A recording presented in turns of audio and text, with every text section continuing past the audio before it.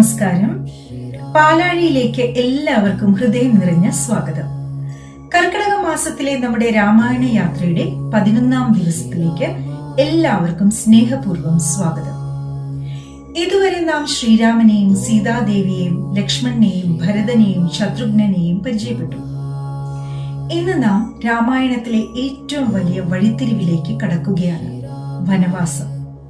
ഒരു ചോദ്യം ചോദിക്കട്ടെ, ശ്രീരാമന്റെ ജീവിതത്തിലെ ഏറ്റവും വലിയ അനുഗ്രഹം ഏതാണ്? പലരും പറയും അയോധ്യയിൽ ജനിച്ചത്, വിഷ്ണുവിന്റെ അവതാരമായത്, സീതാദേവിയെ വിവാഹം ചെയ്തത്.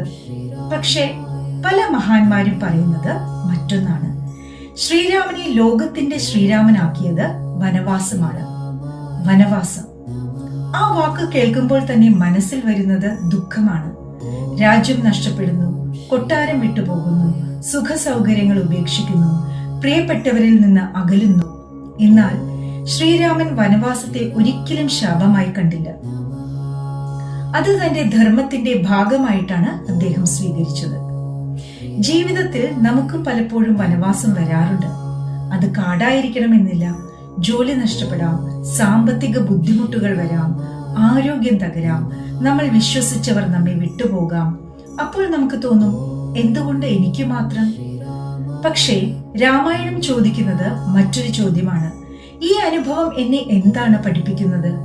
വനത്തിലേക്ക് പോയ ശേഷമാണ് രാമൻ ഗുഹനെ കണ്ടത്, ശബരിയെ കണ്ടത്, ഹനുമാനെ കണ്ടത്, സുഗ്രീവനെ കണ്ടത്, വിഭീഷണനെ കണ്ടത്. ചിന്തിച്ചു നോക്കൂ, വനവാസം ഇല്ലായിരുന്നെങ്കിൽ ഈ മഹത്തായ ബന്ധങ്ങൾ എങ്ങനെ ഉണ്ടായേനെ? ചിലപ്പോൾ നമ്മൾ നഷ്ടമെന്ന് കരുതുന്നതാണ് ദൈവം തുറന്നു കൊടുക്കുന്ന പുതിയ വാതിൽ. ശ്രീരാമൻ വനവാസത്തിൽ ഒരു ദിവസവും പരാതി പറഞ്ഞില്ല. എന്തിനാണ് എനിക്ക് ഇത് സംഭവിച്ചത് എന്ന് ചോദിച്ചില്ല. കാരണം അദ്ദേഹം പ്രശ്നത്തിലല്ല, പരിഹാരത്തിൽ ശ്രദ്ധ കേന്ദ്രീകരിച്ചു. ഇതാണ് നമുക്ക് പഠിക്കാനുള്ള ഏറ്റവും വലിയ പാഠം. ഇതേ സന്ദേശം മഹാഭാരതത്തിൽ നമുക്ക് കാണാം. പാണ്ഡവർക്കും വനവാസം അനുഭവിക്കേണ്ടി വന്നു.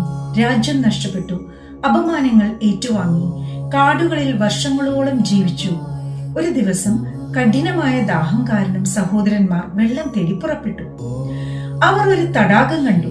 പക്ഷേ അവിടെ ഉണ്ടായിരുന്ന യക്ഷൻ മുന്നറിയിപ്പ് നൽകി, എന്റെ ചോദ്യങ്ങൾക്ക് ഉത്തരം പറയാതെ ഈ വെള്ളം കുടിക്കരുത്. ആ മുന്നറിയിപ്പ് അവഗണിച്ചപ്പോൾ 4 സഹോദരന്മാരും ബോധരഹിതരായി വീണു. അവസാനം യുധിഷ്ഠിരനെത്തി.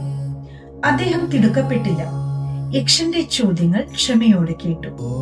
ധർമ്മബോധത്തോടെയും വിവേകത്തോടെയും മറുപടി നൽകി. യക്ഷൻ സന്തുഷ്ടനായി. സഹോദരന്മാർക്ക് വീണ്ടും ജീവൻ ലഭിച്ചു. ഈ കഥ നമ്മെ പഠിപ്പിക്കുന്നത് എന്താണ്? പ്രതിസന്ധികൾ നമ്മുടെ ശക്തിയെ പരീക്ഷിക്കാൻ മാത്രമല്ല വരുന്നത്, നമ്മുടെ വിവേകവും ക്ഷമയും ഉണർത്താനാണ് വരുന്നത്. പാണ്ഡവരുടെ വനവാസം അവരെ തകർത്തില്ല, അവരെ കൂടുതൽ ശക്തരും പക്വതയുമുള്ളവരാക്കി. അതുപോലെ തന്നെയാണ് ശ്രീരാമന്റെ വനവാസവും. അത് അദ്ദേഹത്തെ ലോകത്തിന്റെ മര്യാദ പുരുഷോത്തമനാക്കി. ജീവിതവും അങ്ങനെയാണ്. പ്രതിസന്ധികൾ നമ്മെ തകർക്കാനല്ല വരുന്നത്, നമ്മിലുള്ള ശക്തിയെ പുറത്തു കൊണ്ടുവരാനാണ്. വനത്തിൽ ശ്രീരാമൻ രാജാവായിരുന്നില്ല, ഒരു സാധാരണ മനുഷ്യനെ പോലെയാണ് ജീവിച്ചത്. അതുകൊണ്ടാണ് പ്രജകളുടെ ദുഃഖം അദ്ദേഹം കൂടുതൽ ആഴത്തിൽ മനസ്സിലാക്കിയത്. ഒരു നല്ല നേതാവ് സുഖ സൗകര്യങ്ങളിൽ മാത്രം ജീവിക്കുന്നവനല്ല, ജനങ്ങളുടെ ജീവിതം അറിയുന്നവനാണ്. ഇന്ന് നമ്മളിൽ പലരും ചെറിയ ബുദ്ധിമുട്ടുകൾ വന്നാൽ നിരാശരാകുന്നു. പക്ഷേ ഒരു നിമിഷം ശ്രീരാമന്റെ വനവാസം ഓർക്കൂ. 14 വർഷം, 1-2 ദിവസമല്ല, 14 വർഷം അദ്ദേഹം പ്രതീക്ഷ കൈവിട്ടില്ല, ധർമ്മം കൈവിട്ടില്ല, ദൈവവിശ്വാസം കൈവിട്ടില്ല. ഈ കർക്കിടക മാസം തന്നെയും ഒരു പ്രതീകമാണ്.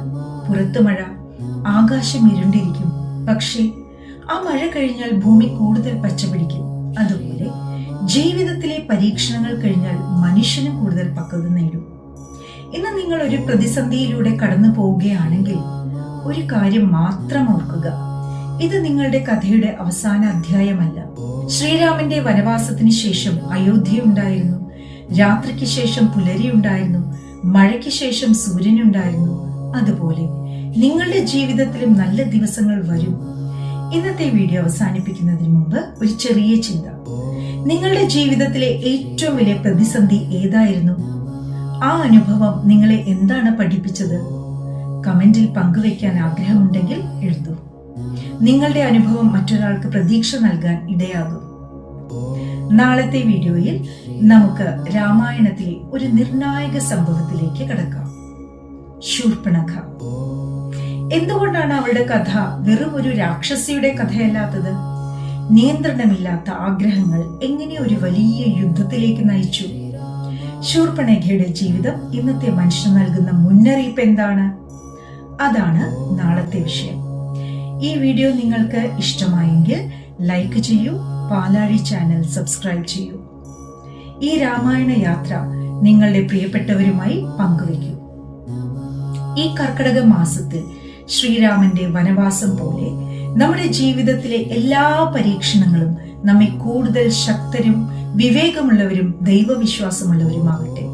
ജയ് ശ്രീരാം. നന്ദി, നമസ്കാരം.